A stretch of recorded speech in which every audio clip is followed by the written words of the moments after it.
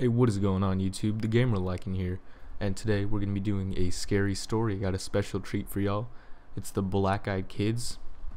This is not my story. This is uploaded by this guy named David. It's on ghosttheory.com if y'all want to check that out on the website. And so if y'all don't know, Black-Eyed Kids are basically these creatures. No one knows what they are. People think they're like either aliens, vampires, demons, or something else. They look like normal kids, but they're pale, kind of almost gray colored skin, an ashen color kind of, and they have like full black eyes. I'll post a picture. Like regular people, they have like white, and then like in the middle, kind of like the pupil area, it's black and stuff. These dudes just have full black eyes. They usually come in groups of two, like an older kid around like 12 or 14, a younger kid like 8 or 10. And so yeah, watch this video in your room alone at dark. It'll make it even better. The experience will be great. So here we go. My encounter with Black-Eyed Kids. Please share. I like to know what other people think. Thank you. First, a quick intro about myself. I'm a 26-year-old male. I work at a small private college in Michigan. I'm a normal average guy. I like hockey, HBO shows, kayaking, and hiking and camping. I have a girlfriend, I love my dad and sister, and I have a pet dog named Bear. While I keep an open mind, I don't believe in ghosts, aliens, and Bigfoot, and I'm not even too sure about God. The way I see it, if I haven't encountered it firsthand or seen documentary or verifiable proof, then I like to keep a healthy amount of skepticism. But there's one thing I do believe in now, and that is, I never did before. Hell, I didn't even know they existed. Black freaking eye kids. As I said earlier, I love to go hiking and camping for reasons to introspective and to get fully here. I just love the solitude, peace, and serenity the outdoors provided me. My life is not overly stressful, chaotic, or dramatic, but every once in a while, a man needs to get away. A man's got to do what he's got to do. Be alone in the wilderness gave me an opportunity to clear my head, be introspective, consider the facts of life. I love the beauty of the natural world, and I try to appreciate the small and big things. From the smallest clover to the biggest mountain, beauty is all around us. In a way, I think it's my belief in beauty that has helped me cope as well as I have with what I'm about to share. In late August of 2010, I set out for Sleeping Bear Dunes National Lakeshore alongside Lake Michigan, and I'd scheduled 5 days off of work and planned on making the most of it. Sleeping Bear is one of my favorite parks in Lower Michigan, and I know it just would have been great for some solitude. And having usually been abandoned by sun worshippers by mid-August, I knew I'd have the park to myself. So I wasn't surprised when I arrived on the first day, found my usual parking spot, a sand parking lot just yards from the lake, and didn't see another person.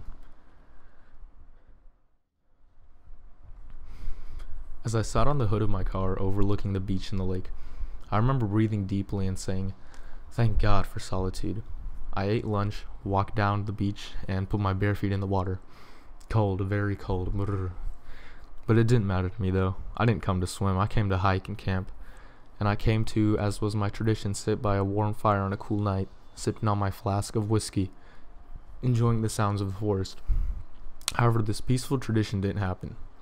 The proper procedure for when you come camping to a state park or national park is to check in with the park ranger where he can get your information and stuff in case you get lost. And so that's what I did.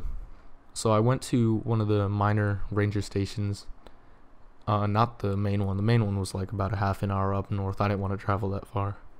So I parked in the station's parking lot and walked into the office, spoke with the ranger for a bit, and I didn't have my license plate number written down, so I had to go get it from my car. So I walked over there. There were some kids sitting on a bench near where I was parked. I didn't notice them when I first walked into the station, and so at this point I'm on cloud 9. I am happy to be on vacation, so I don't really give a shit what these fools are doing here. So I jotted down my license number, walked in, gave it to the dude, and then went to use the restroom real quick because I didn't want to have to use a porta potty all the time. I might as well use a real bathroom while I can.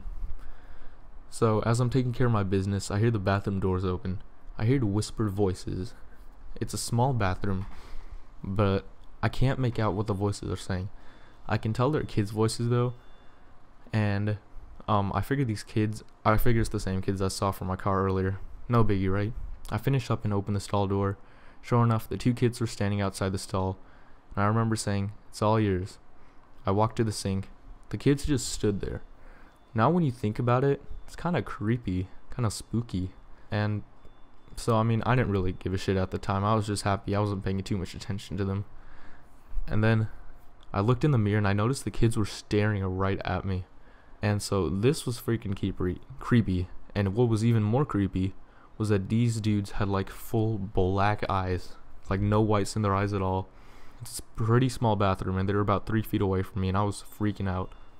And so, I don't know, like, I was petrified. It was only when one of the kids, a brown haired boy that I would guess was around 12, took a step towards me that my flight or fight response took over.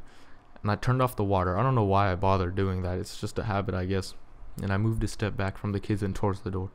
Seemingly sensing my fear, the boy didn't take another step towards me. Instead, he stopped. On retrospect, I can guess he was trying to keep me from being frightened too much. Didn't work there. "Can you help us?" That's what the boy said, when one of us finally spoke. After a moment, I did want to help. I consider myself a pretty nice guy. I'd go out of my way to help a pregnant woman carry her groceries to her car. I'd rescue cats from trees if the situation arose. And while I thought that I was going to help these kids, I don't know, something about it, something, despite my better judgment and despite my fears to want to help them, I just kind of did. And then so, I don't know, then something started really freaking me out. And it was just like, at the back of my mind, it was saying, no, don't do it, don't do it. So I just told the kids, not right now, I gotta go.